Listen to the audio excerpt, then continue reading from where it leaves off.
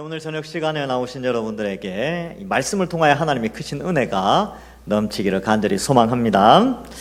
이 골로새서의 한 절 한 절은 사실 꼼꼼히 살펴볼 필요가 있습니다. 이제 그렇게 살피면 끝이 없으니까 이렇게 조금 이 절들을 좀 뭉뚱그려서 설명을 하게 되는데, 저는 이제 이 본문을 살피면서 한 절 한 절이 너무 주옥 같다.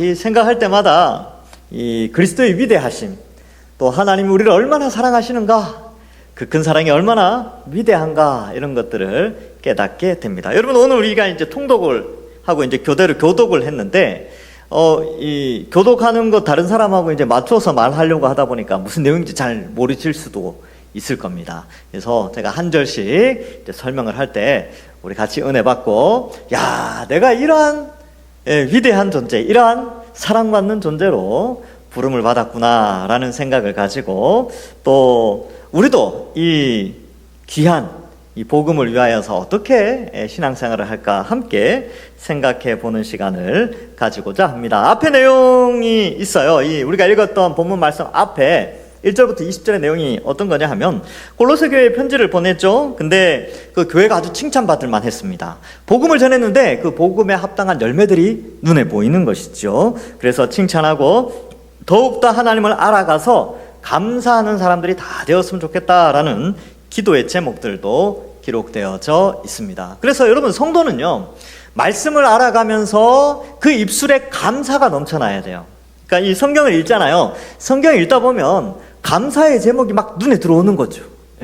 이것 때문에 감사하고, 이런 나 같은 죄인을, 여기 나오는 이 죄인과 내가 똑같은데 이런 나를 위해서 하나님이, 또 예수님이 십자가에 달려 죽으시고, 이게 이스라엘 이렇게 참 엉망인데도 하나님 사랑하셔서 선지자도 보내시고, 그러시는구나. 이렇게 이제 성경을 읽으면 읽을수록 감사가 넘쳐나게 되는 것이죠. 그래서 이 앞부분에서는 사도 바울이 하나님 많이 알아서 감사하기를 원한다, 이런 내용으로 기록하고 있습니다. 그러면 우리가 감사하게 되는 그 하나님, 특별히 교회를 세우신, 또 십자가에 달려 죽으신 그 예수 그리스도가 어떤 분이냐?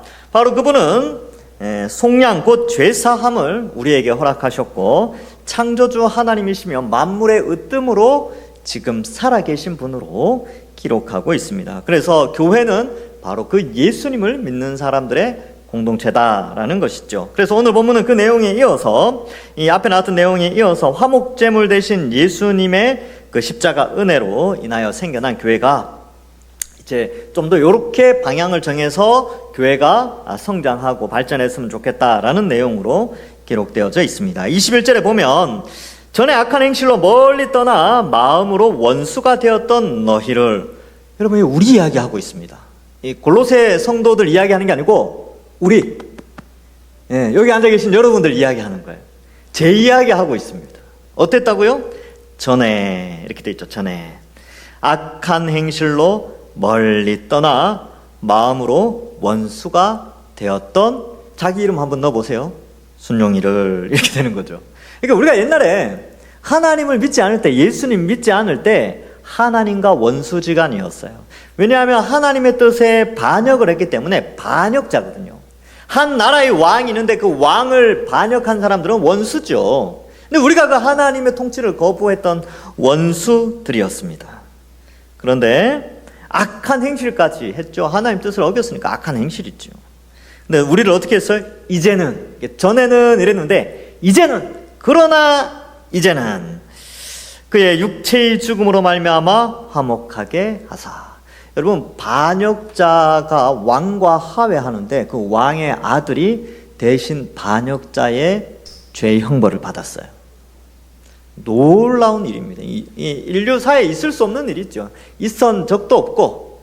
그런데 천지를 창조하신 만왕의 왕이신 하나님이 인간의 반역의 죄를, 그 죄를 없애주기 위해서, 죄 용서 곧 속량하기 위해서 그 아들 예수 그리스도를 이 땅에 보내어 화목제물로 주셨다라는 것을 알려주고 있습니다. 그래서 여러분, 우리가 원래 이제 형벌 받아야 돼요. 형벌 받아야 되는데 반역죄로 죽어야 됐죠. 그런데 예수님이 대신 벌 받으셨습니다. 그래서 우리가 그거 믿고 이제 하나님의 백성이 되고, 또 백성의 개념보다 더 뛰어난 자녀, 아들의 개념, 상속받는, 하나님 나라를 상속받는 자녀의 자격까지 하나님께서 주셨습니다. 성부 하나님, 성자 하나님, 또 그것을 실행하시는 성령 하나님, 이게 좀 이해할 수 없는 사랑입니다. 놀라운 사랑이죠. 그래서 여러분 오늘 하루를 한번 쭉 생각해보세요. 오늘 하루를 쭉 생각해볼 때, 야, 역시 나는 천국 갈 만한 자격이 있어, 이런 분들 있습니까? 없어요. 하루를 살아봐도 그렇다니까요. 하루를 우리가 가진 생각들, 말들, 이런 것들, 남을 향하는 그런, 하나님 보실 때에 그렇게 아름다우세요. 하나님 기뻐하시는 하나님 자녀다운 그런 게 없어요.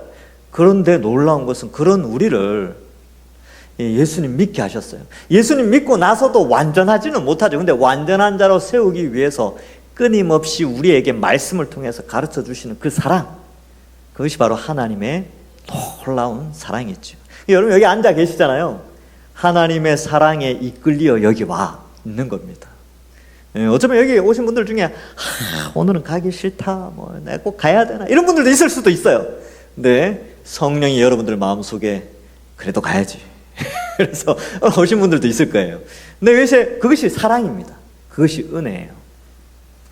자, 그래서 그의 육체의 죽음으로 말미암아 화목하게 하사 너희를 거룩하고 흠없고 책망할 것이 없는 자로 그 앞에 세우고자 하셨다. 이 거룩, 흠없고 책망할 것 없는 것, 이 구약 성경에서는 제물을 표현할 때, 하나님께 드려지는 제물을 표현할 때 이 용어를 씁니다.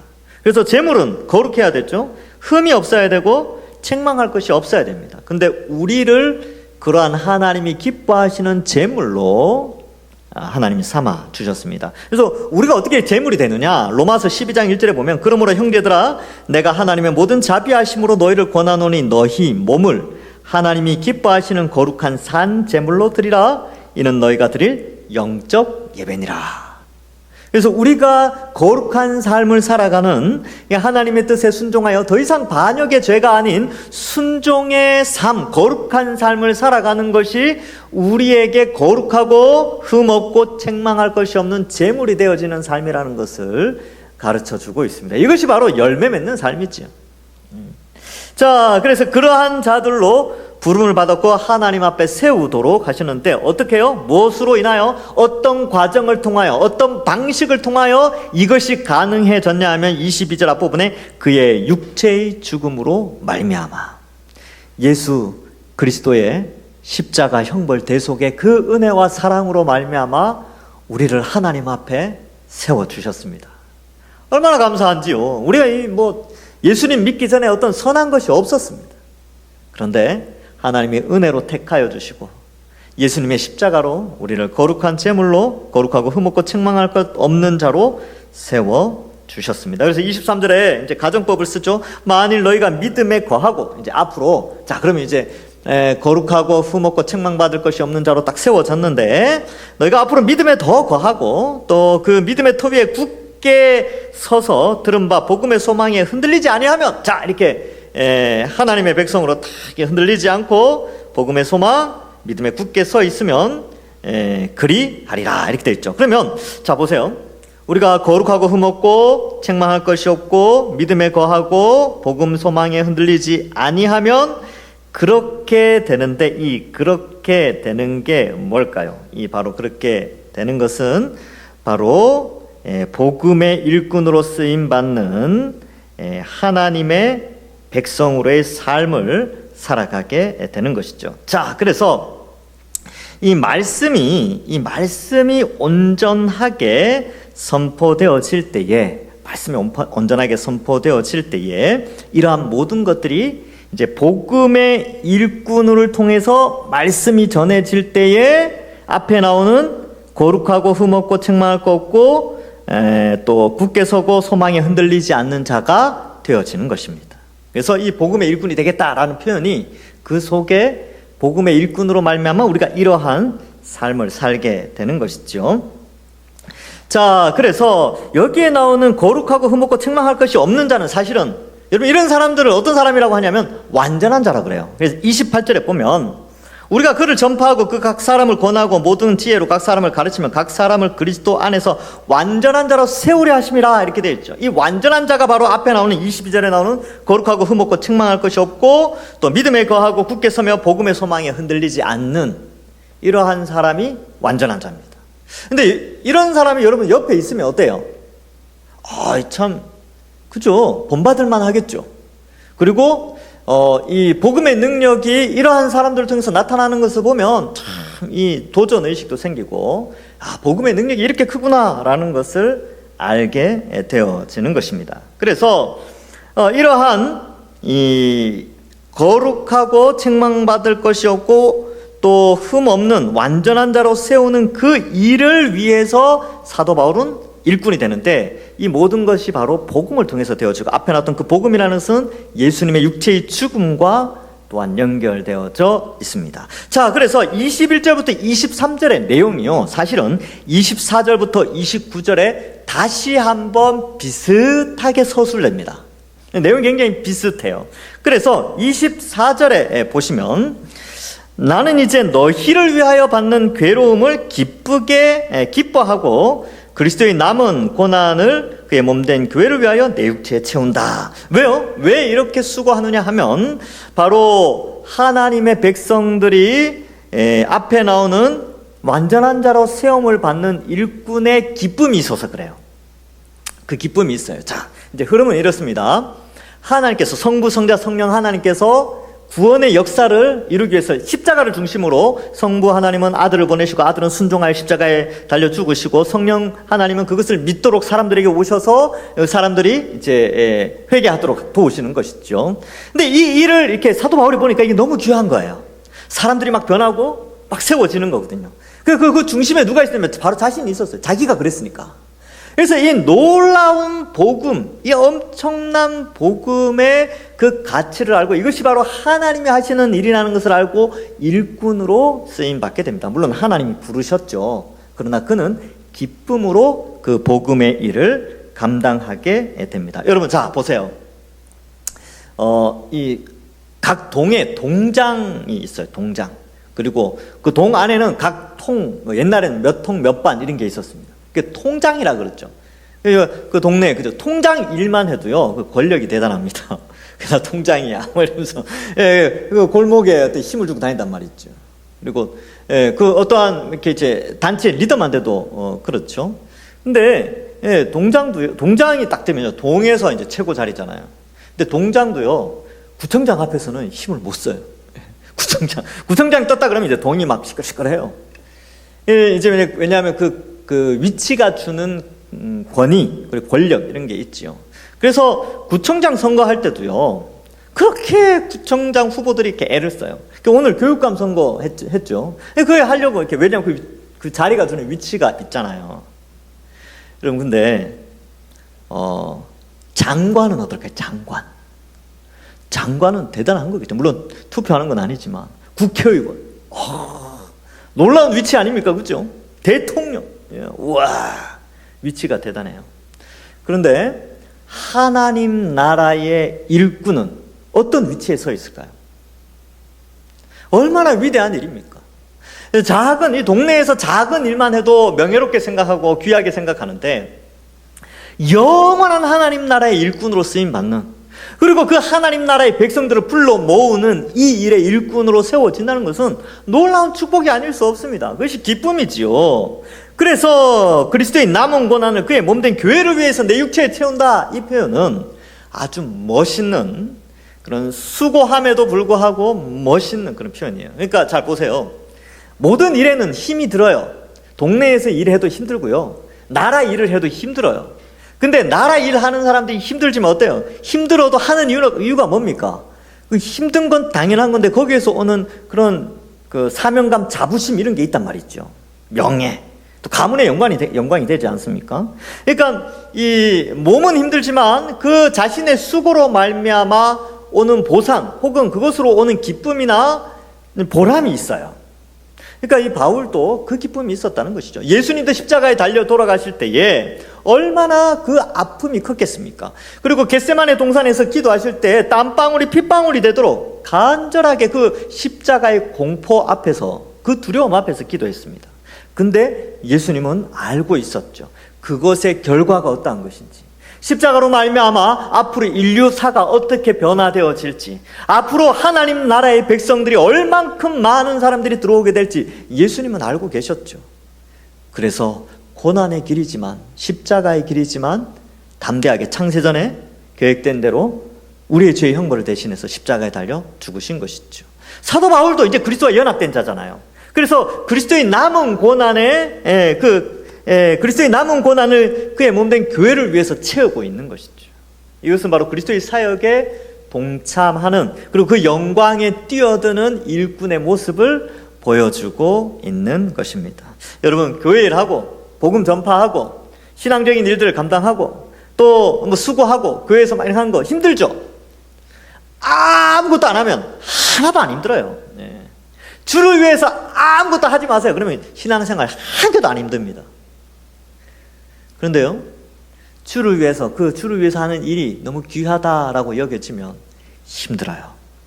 지칩니다. 그리고 눈물 흘릴 때도 있고요, 몸이 아플 때도 있고, 지나친 스트레스를 받을 때도 있고, 오해받을 때도 있고, 그래요. 손해볼 때도 있습니다. 그런데 왜 그렇게 합니까? 바로 그 일의 귀함 때문에 그렇죠. 그리고 사실 그 일에 대한 영원한 하나님에 대한 칭찬이 있기 때문에 그렇습니다. 그래서 우리가 주의 몸된 교회를 위해서, 그의 몸된 교회를 위해 내 육체에 채운다, 이 표현 속에 주를 위한 수고와 헌신이 힘들고 지치더라도 그것이 영광스러운 소망이 우리에게 주어지기 때문에 우리가 그 일을 감당하는 것이죠. 그래서 여러분들 교회 일 하다가 좀 많이 힘드시죠, 어떨 때는. 그리고 또 뭘 봉사하려고 하고, 또 기도하려고 하고, 또 말씀 읽으려고 하고, 또 뭐 공부하려고 하고, 뭐 하면 좀 힘들어요.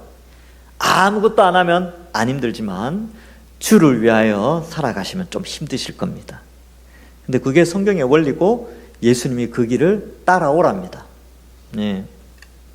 자, 그래서 이 복음의 일꾼은 바로 그리스도의 고난에 참여하는, 동참하는 자입니다. 근데 여기 이제 아주 재밌는 표현이 하나 있는데, 그의 몸된 교회, 이렇게 표현하죠. 사도 바울이 이거 어떻게 알았을까요? 교회는 예수님의 몸이다, 이거 어떻게 알았을까요? 사도 바울이요, 다메섹 도상에서 예수님 처음 만났을 때 예수님이 가르쳐 주셨어요. 사울아 사울아, 네가 어찌하여 나를 핍박하느냐, 박해하느냐. 근데 사도 바울은 예수님 박해한 적 없거든요. 사도가 되기 전에는. 그는 교회를 박해했죠. 교회를 핍박했어요. 근데 예수님이 딱 나타나서 뭐라 그래요? 네가 왜 나 핍박하느냐, 왜 나 박해하느냐. 그때 이 개념이 생기는 거죠. 아, 교회는 그리스도와 한 몸 되었구나. 그리고 그리스도의 머리 되심과 그의 몸됨을 깨닫게 되는 것이죠. 그래서 그 뒤로 이 교회를 설명할 때 사도 바울은 계속해서 예수님은 교회의 머리 되시고 교회는 그의 몸이다라는 개념을 설명합니다. 왜? 교회와 그리스도와를 연합해서 생각하기 때문에 그렇죠. 그래서 이 교회를 위해서 섬긴다, 이 표현은 결국 예수님을 위해서 섬긴다라는 표현도 되어지는 것이지요. 자, 25절에 보면 이 영광스러운 복음을 위하여서 일꾼이 되어진다. 내가 교회의 일꾼 된 것은 하나님이 너희를 위하여 내게 주신 직분을 따라 하나님의 말씀을 이루려 함이라. 교회 일꾼이 왜 되었습니까? 하나님의 말씀을 이루려고 합니다. 그 말씀을 이루는 게 뭐냐면, 위에 나오는 22절에 나왔던 거룩하고 흠없고 책망할 것이 없으며, 23절에 보면 믿음에 굳게 서고 복음의 소망이 흔들리지 않는 삶을 사는 것이 말씀을 이루는 거예요. 그리고 28절에 나오는 말씀을 전파하고 권하고 가르침으로 말미암아 완전한 자로, 이 완전한 자는 앞에 나오는 23절과 22절과 23절의 삶을 살아가는 그러한 사람들을 세우는 것이 바로 말씀을 이루는 것입니다. 그러한 일을 위하여 일꾼이 된 것이죠. 물론 이 말씀을 이룬다는 건 굉장히 포괄적이죠. 사람을 세우는, 여기 오늘 이 골로새서 본문에서 문맥적으로 봤을 때는 사람을 세우는 것과 연결되어 있어요. 그러나 말씀을 이룬다라고 했을 때는 하나님 나라를 이루신다, 이런 개념 더 넓게 확장해서 해석할 수도 있습니다. 어쨌든 그 일꾼의 하나님 나라를 완성하기 위하여 하나님의 백성들을 세우는, 즉 말씀을 이루는 이 사역의 일꾼으로 뛰어든 것에 대한 설명을 해주고 있죠. 말씀을 이룬다. 근데 이거 왜 이야기하겠습니까? 자기 자랑하려고 그럴까요? 아니겠죠? 자기 자랑이 아니에요. 바로 하나님께서 지금 교회를 어떻게 세우셨는가, 그리고 교회가 앞으로 어떤 방향성을 가지고 나가야 되는가, 바로 이런 완전한 자로 사람을 세우는 일에 하나님께서 교회를 세우시고 그 방향대로 이끌어 가신다는 것을, 그래서 그러한 일들을 위해서는 가만히 있는 것이 아니라 누구든지 이 일꾼으로 뛰어들어야 된다는 것을 함께 보여주고 있습니다. 여러분, 우리가 여기 앉아 계시잖아요. 여러분, 우리가 잘나서 여기 앉아 있는 게 아니고 하나님은 우리를 여기까지 인도하셨는데, 그 인도해 주신 과정 가운데 우리를 여기까지 인도한 복음의 일꾼들이 있었어요. 그렇지 않겠습니까? 그죠? 여러분, 스스로 여기 누가 서 있을 수 있어요? 그죠? 그래서 어떤 사람들은 그렇게 생각합니다. 내가 이렇게 돼서 내가 잘나서 그래, 내가 똑똑해서 그렇고, 내가 그렇지만 나중에 알고 보면 다 부모님 어릴 때부터 신경 써주고, 주변에 좋은 선생님들 만나고, 또 주변에 좋은 친구들 만나면서 좋은 환경과 뭐 이런 것들이 다 영향력을 미쳐서 그 사람을 그 자리에 있게 하는 건데, 대부분의 사람들은 그런 걸 잘 모르죠. 여러분, 우리가 여기 앉아 있는 것은 하나님의 전적인 은혜죠. 은혜인데 그 은혜가 복음의 일꾼들을 통해서 우리에게 나타났습니다. 그래서 한번 생각해보죠. 오늘 생각하면서 내가 이 자리에 있도록 하나님이 어떤 복음의 일꾼들을 사용하셨는가 생각하셨죠.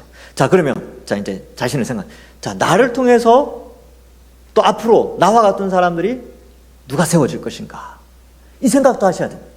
그렇죠? 그러니까 누군가의 피땀 흘린 기도와 헌신으로 우리가 이렇게 세워졌듯이, 우리의 피땀 흘린 기도와 헌신으로 또 누군가가 세워지는 것이 교회가 앞으로 완전한 자를 세워나가는 방향성에 맞게 나가는 것이죠. 그래서 가만히 있으면 이 일은 없어집니다. 교회는 더 이상 세워지지 않아요. 근데 누군가 이 십자가의 은혜를 깨닫고 거기에 뛰어들 때에 이 교회는 완전한 자로 세워가는, 그래서 이 복음의 일꾼들로 말미암아 완전한 자로 세워가는 이 방향성에 맞게 칭찬받는 교회로 세워지게 되는 것이죠. 자, 그래서 이 말씀을 이루려 함이라 바울의 이 일꾼된 이것으로 말미암아 그렇게 되는 것이죠. 그래서 우리 자신 한번 돌아봐야 돼요. 그래서 이 봉사 안 하신 분들은 내년에는 내가 좀 해야지, 아니면 다음 달부터 해야지, 이렇게 생각하시고, 저는 은퇴했는데요. 예, 은퇴하셨지만 할 수 있는 것이 많습니다. 기도할 수 있고요, 전도할 수 있습니다. 걸어 다닐 수 있으면 전도할 수 있어요. 예, 목소리가 있으면 전도할 수 있습니다. 예수님 믿으십시오. 전도지 갖고 나가실 수도 있고요. 자, 26절에 보면 이 비밀은 만세와 만대로부터 감추어졌던 것인데 이제는 그의 성도들에게 나타났다. 이 비밀의 특징이 한 3가지 정도 나오는데요. 비밀의 특징 첫 번째, 비밀이 나타났어요. 예. 우리끼리는 비밀이에요. 우리 예수님 믿는 사람들 안에서는 이게 비밀로 여겨지는데, 이제 왜 그러냐면 우리 비밀이라는 것이 소수의 사람들끼리 아는 거잖아요. 근데 우리끼리는 비밀이에요. 세상 사람들은 그걸 모르죠. 근데 이 비밀의 내용이 뭐냐? 그 비밀의 내용이 이제 바로 뒤에 나오게 됩니다. 그래서 일단 성도들에게 나타났대요. 우리한테 먼저 나타났습니다. 비밀을 알려주셨어요. 자, 27절에 보면 하나님이 그들로 하여금 이 비밀의 영광이 이방인 가운데 풍성한지를 알게 하려 하심이라. 자, 두 번째는요, 비밀이 영광스럽대요. 여러분, 복음, 이 비밀이라는 것이 그리스도의 복음인데, 우리가 예수님 믿는 이 복음이 있잖아요. 영광스러운 겁니다. 부끄러운 게 아니에요. 많은 사람들이 복음을 부끄러워하는 이유가 이 세상 사람들의 대부분의 사람들이 이 복음을 믿지 않기 때문에 복음을 부끄러워합니다. 그래서 자신이 그리스도인임을 나타내는 것을 조금 부끄러워해요. 그런데 성경은 우리가 가진 이 복음은 영광스러운 것이라는 것이죠. 그러니까 이 개념을 좀 바꿔야 되는데, 여러분, 다수가 있다 하더라도 소수의 가치가 탁월하면 그것은 부끄러운 게 아니라 자랑스러운 것이 되죠. 여러분, 명품은 모든 사람이 갖고 있지 않아요. 소수만 갖고 있잖아요. 근데 소수를, 내가 이 명품 가방, 1,000만 원짜리 명품 가방을 가지고 있으니까 아무도 없는데 나만 가지고 있으니까 참 부끄럽다, 이런 생각 누가 합니까? 어떻게 생각해요? 당당하게 자랑하잖아요. 가방 이제 좀 좋은 예식장 이런데, 이제 아니면 뭐 어떤 예식에 간다, 아니면 모임에 간다, 1,000만 원짜리 가방을 딱 들고 가는 거죠. 왜요? 영광스러우니까. 근데 아무도 안 갖고 있어. 들고 있는 사람 나밖에 없어요. 그런데 부끄러워합니까? 다수는 안 가지고 있으니까 나만 가지고 있으니까 부끄러워. 그게 아니에요. 여기 말하는 영광, 이 비밀의 영광이라는 것은 뭐냐면 소수에게 허락되어진 명품, 이론이 우리에게 있는 거예요. 우리는 이게 자랑스러운 거죠. 근데 세상 사람들은 놀리죠. 아유, 뭐, 이게 가치를 모르니까. 1,000,000원인지 몰라요. 그러니까 이제 가방도 1,000,000원짜리 가방 들어가는데 막 놀립니다. 아유, 저 또 어디 가서 뭐 이상한 거 사왔네. 라고 생각했는데 나중에 알고 보니까 1,000,000원이야. 모를 때는 그냥 놀릴 수 있어요. 세상 사람들이 이 복음의 가치를 모르잖아요. 그래서 놀린다니까요. 모르니까. 근데 우리는 알잖아요. 아는, 이 비밀을 아는 우리는 어떻게 생각해야 됩니까? 영광스럽게 생각해야죠. 부끄러워하시면 안 됩니다. 복음은 부끄러운 게 아니에요. 자랑스러운 겁니다. 영광스러운 거예요. 이 비밀은 영광의 비밀이라는 것을 우리에게 알려주고 있고요. 이것이 바로 이방인에게 풍성하게 나타났습니다. 여러분, 우리에게도 나타났어요. 네, 우리에게도 이 비밀이 나타나 알게 되었죠.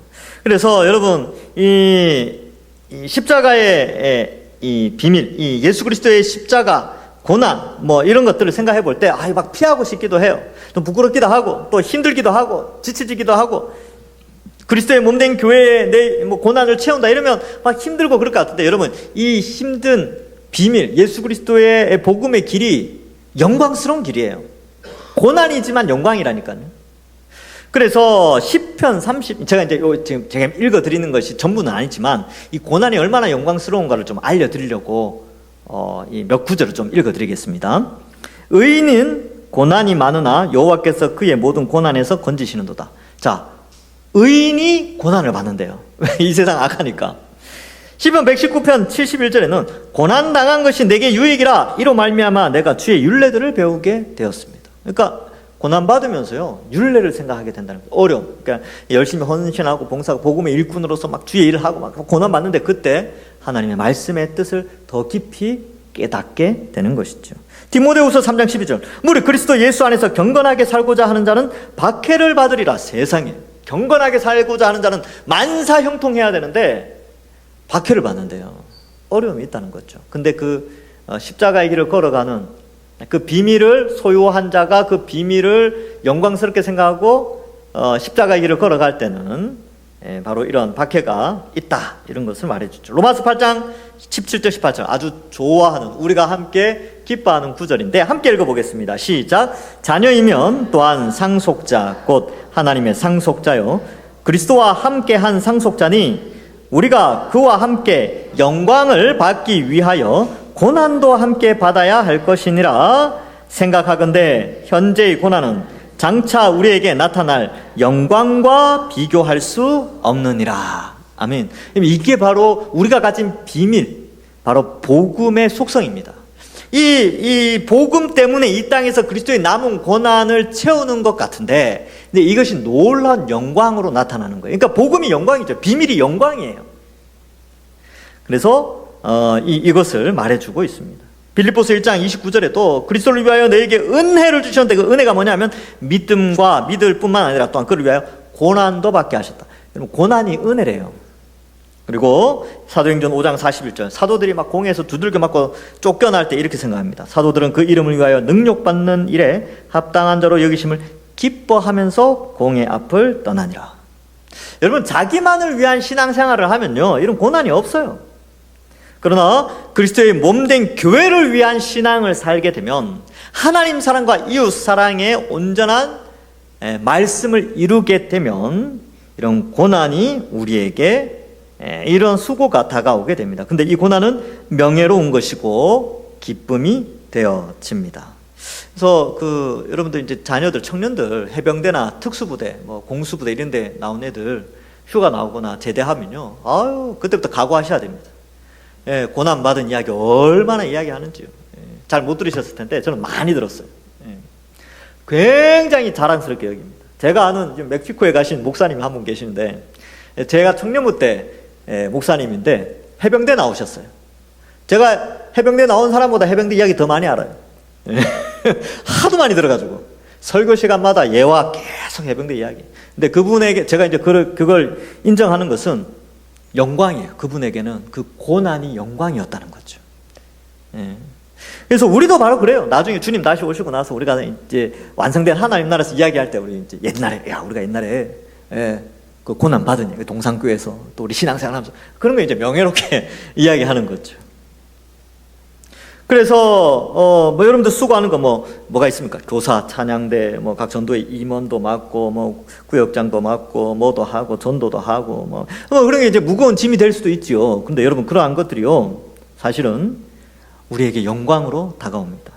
그리고 그러한 수고와 헌신으로 누군가가 우리와 같이 하나님 앞에 완전한 자로 세워진다라는 것을 우리가 기억하는 것이죠. 여러분들의 수고와 눈물과 기도 결코 헛되지 않습니다.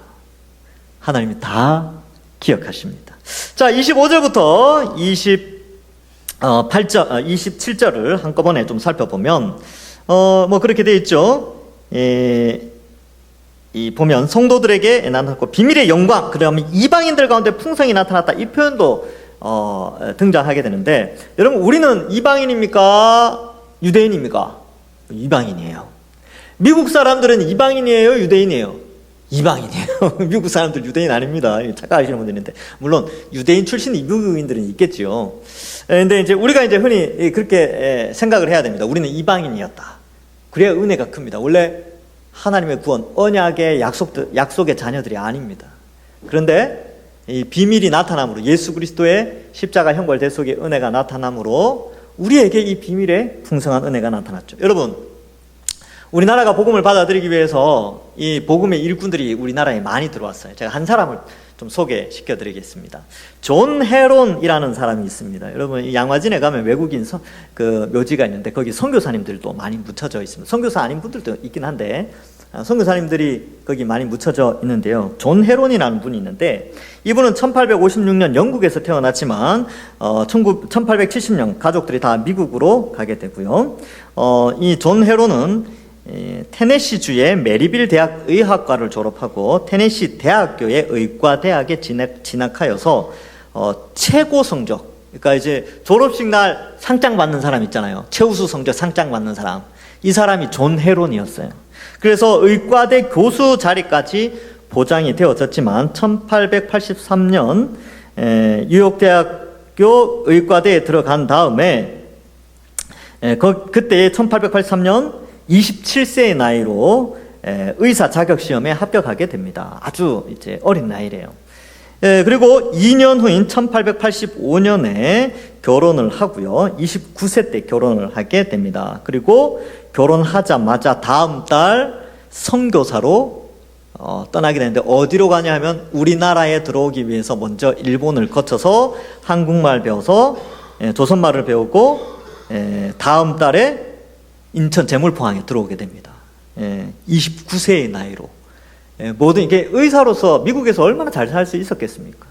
근데 우리나라에 복음 전하고 의료 선교하기 위해서 들어오게 됩니다. 그래서 그 당시에 들어왔을 때 재중원이라고 있었고요. 알렌 선교사가 이미 먼저 들어와 있었는데 2대 재중원 원장을 하게 됩니다. 알렌이 이제 그 위치를 미국에 들어가고 이제 직업을 바꿔서 이제 미국에 들어갔을 때에 재중원을 누가 책임질 것인가? 재중원 아시죠? 우리나라 이 현대 의학에 이렇게, 그죠? 그래서 알렌이 있다가 두 번째 이 존 헤론이 재중원 2대 원장으로 취임하게 됩니다.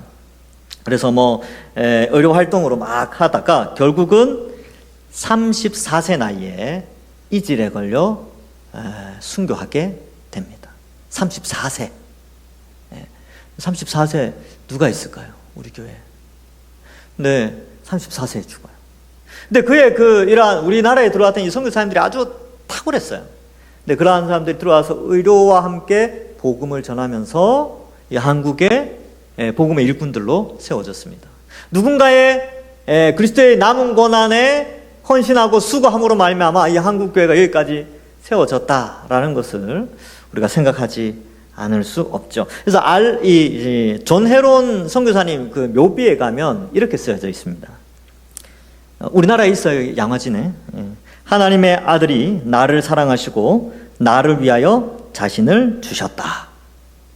복음을 딱 써놓고 묘비에 딱 그렇게 쓰여져 있어요. 그래서 이 십자가 복음만을 전하고 비록 짧은 생이지만 이 땅에 복음을 심고 이렇게 순교를 하셨죠. 이처럼 복음은 지금도 영광스럽게 이방인인 우리에게도 아주 영광스럽게 그리고 풍성하게 비밀이 알려지고 있습니다. 지금은 우리나라 선교사님들도 많이 전 세계에 나가서 복음을 전하고 있지요. 자, 그렇게 해서 이방인 가운데 풍성하게 나타나고 그리스도의 신이 그리스도는 영광의 소망이시라. 주님 다시 오시면 영생 복락 우리가 누리게 됩니다. 28절에 우리가 그를 전파하며 각 사람을 권하고 모든 지혜로 각 사람을 가르침은 각 사람을 그리스도 안에서 완전한 자로 세우려 함이라. 자, 여기 보면 세 가지 동사가 중요하죠. 전파, 권함, 가르침이에요. 무엇을요? 그리스도의 비밀. 비밀은 그리스도죠. 이것을 앞에서는 복음이라고 표현하고 있습니다. 이 복음의 내용이 뭡니까? 성자 하나님이신 예수님이 이 땅에 오셔서 우리의 죄의 형벌을 대신하여 십자가에서 죽으신 것, 바로 속량 곧 죄 사함을 허락하신 것이 바로 이 복음의 비밀입니다. 그것을 전파하는 것이죠. 우리는 가만히 있으면 안 됩니다. 복음을 전파해야죠. 우리 주변에 예수님 믿지 않은 사람들 많이 있지 않습니까? 우리 가족들, 또 우리 친한 사람들, 우리 이웃들. 여러분 동네 나가서 한 번씩 인사하시는 분들 있죠. 좀 친분이 있다면 조금 친분을 조금 더 쌓아가지고 꼭 예수님 믿도록 권면하셔야 됩니다. 전파하셔야 됩니다. 믿어야 될 책임은 우리에게 있는 건 아니에요. 우리에 있는 책임은 뭐냐면 전파할 책임이 있는 거예요. 그 사람을 믿어서 하나님 백성이 되게 하는 책임이 있는 것이 아니라 복음을 전파하는 책임이 있다니까요. 믿게 하시는 분은 하나님이십니다. 하나님 그를 택해 주신, 하나님 택하신 자는 복음을 듣고 믿게 되는 것이죠. 전파하여 각 사람을 권하고, 이 권한다라는 단어가 그런 뜻이 있습니다. 행동과 신앙을 바르게 하도록 권하는 것. 그리고 가르치는 것, 체계적인 가르침을 의미하는데요. 그래서 복음을 전파하고 또 옳고 그름을 잘 가르쳐주고 체계적으로 잘 가르칠 때에 완전한 자로 세워진다는 것을 말씀해주고 있습니다. 교회의 방향성이 여기 있는 거죠.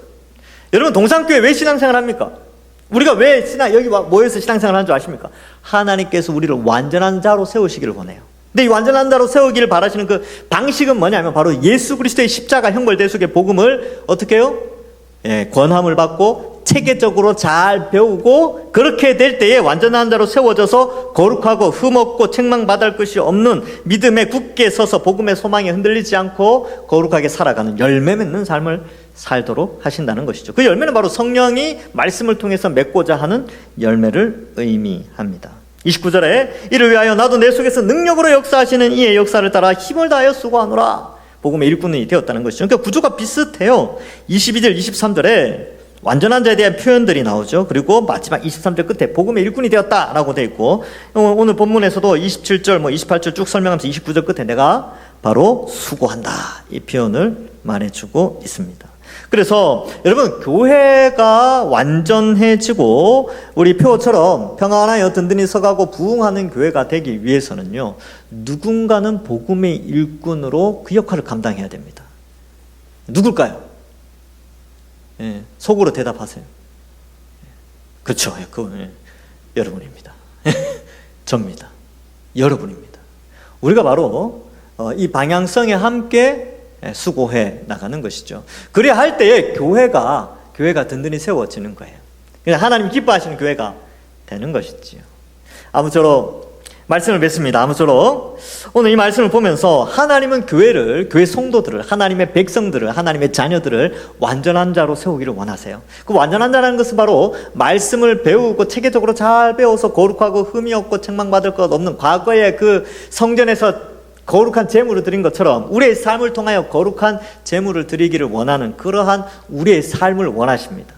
그것이 바로 우리가 맺어야 될 열매가 되어지는 것이죠. 이스라엘은 이것을 맺지 못하여서 말라버렸죠. 무화과 나무가 마르듯이. 근데 우리는 성령이 우리 속에서 말씀을 통하여 거룩의 열매를 맺도록 하나님이 하십니다. 그래서 29절에 보시면 이 표현이 나오죠. 이를 위하여 나도 내 속에서 능력으로 역사하시는 이의 역사를 따라. 바울의 능력이 아니라는 거예요. 하나님의 능력. 제 능력이 아닙니다. 여러분 개인의 능력이 아니고 우리 속에 있는 성령의 능력으로 우리가 이 일을 할 수 있습니다. 아무쪼록 여기 계신 모든 분들 성령의 능력으로 거룩한 자로 세움을 받아 또 이 거룩한 교회의 방향성을 깨달아서 함께 복음의 일꾼으로 그리스도의 남은 고난이라 할지라도 기쁨으로 그 영광을 생각하시면서 주께 헌신하며 칭찬받으시는 우리 모든 주의 백성들 되시기를 주님의 이름으로 간절히 축원합니다. 기도하겠습니다. 하나님 아버지 은혜를 감사합니다. 우리를 택하여 구원하여 주시고 자녀 삼으시고 무엇보다도 이 영광스러운 복음 그리고 그 복음의 일꾼으로 우리를 불러주시니 감사합니다. 우리를 위하여 수고한 일꾼들을 생각하며 우리도 우리 믿음의 선배들의 부끄럽지 않도록 우리 삶 속에 복음을 위하여 수고하고 교회가 우리 동산교회가 더 완전한 자들로 많이 세워질 수 있도록 헌신하며 그 방향성대로 나아갈 수 있도록 인도하여 주옵소서. 감사드리옵고 예수님의 이름으로 기도하옵나이다. 아멘.